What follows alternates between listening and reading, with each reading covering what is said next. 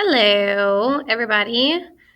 Okay, I am introducing figurative language today, and this is our anchor chart that you guys are going to refer to help you as we continue talking about figurative language. This is day one of many days that we are going to be referring and spiraling back to figurative language. And the reason is, guys, is because we see this in poetry. We see this all over the place in our reading, and you don't even realize it. Authors use figurative language to spice up their writing all the time. So not only are you reading it, you guys, I want you practicing this in your own writing as we move forward. So we are going to continuously talk about figurative language. Guys, there are different types of figurative language, but all of it is not intended to be taken literally. You're going to notice by my examples that I give to you, none of these examples should you take literally.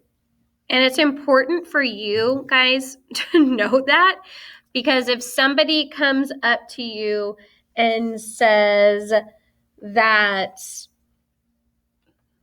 I don't know, that it's raining cats and dogs outside, or the sky is crying, or flowers dance in the breeze, or things like that, you want to know that they're using figurative language, and the sky is not really crying. It's raining outside. It's not really raining cats and dogs. That just means that it's raining hard outside. Okay, so all of this figurative language, just know that it is intended to spice up our writing, and not to be taken literally. And we're going to talk about this more. There's a PowerPoint, guys, you all are about to watch that will go into a little bit more detail. But here is my anchor chart. Guys, similes use the words like or as to compare two things. For instance, her heart was as cold as ice. So that is comparing a heart, someone's heart, to ice. Okay, being ice. So, and they make that comparison using the word as, or in some situations they can use the word like, but not in this particular example. Okay. Metaphors are really the same exact thing. They're comparing two things, but they say one thing is the other. So, for example, she is an angel. So it's saying she is an angel, comparing a girl to an angel without using the word like or as. Another example of a metaphor, boys and girls, would be she was a breath of fresh air. You've heard people say this before, and that is just meaning that someone is refreshing. So referring to someone as a breath of fresh air, they're comparing them to fresh air without using like or as. Another example of a metaphor, guys, is the snow is a white blanket. It's not really a white blanket, but it's comparing the amount of snow to being a white blanket, not using the word like or as. Okay. Another one that you're going to see come back around is hyperbole. And guys, this is a fun one because it's just an exaggeration that's not meant to be taken seriously.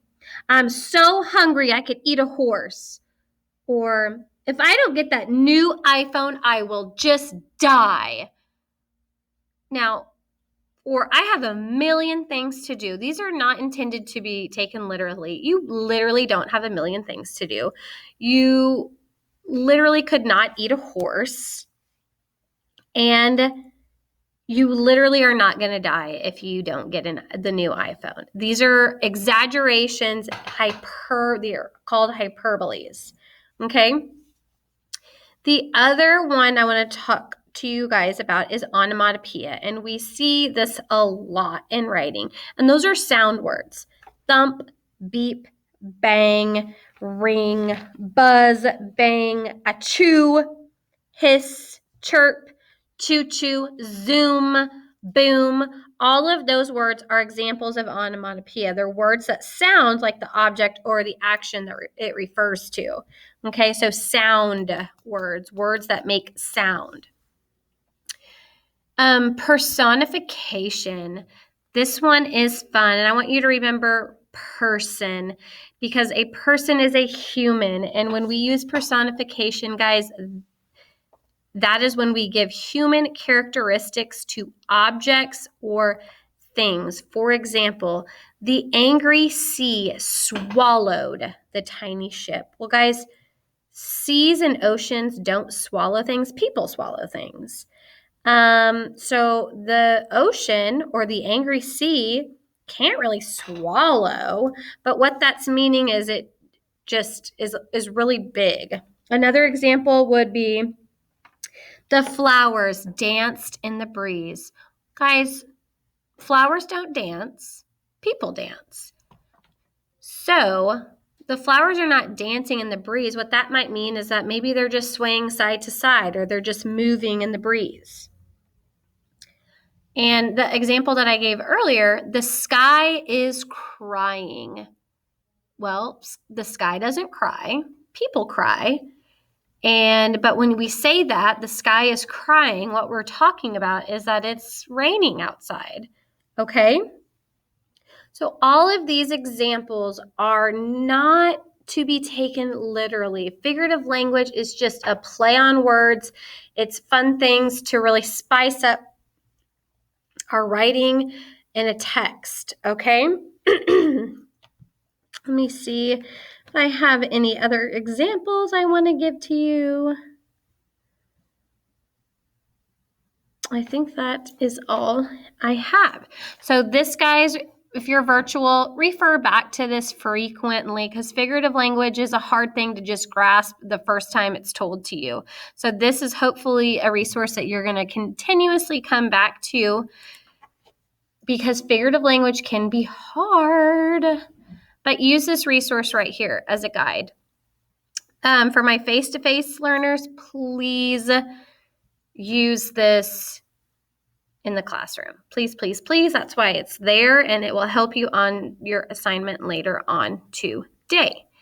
On Monday, guys, we are talking about metaphors and similes. So get familiar with these two little pieces of figurative language, because they are ones we hit and highlight in 4th grade. All right.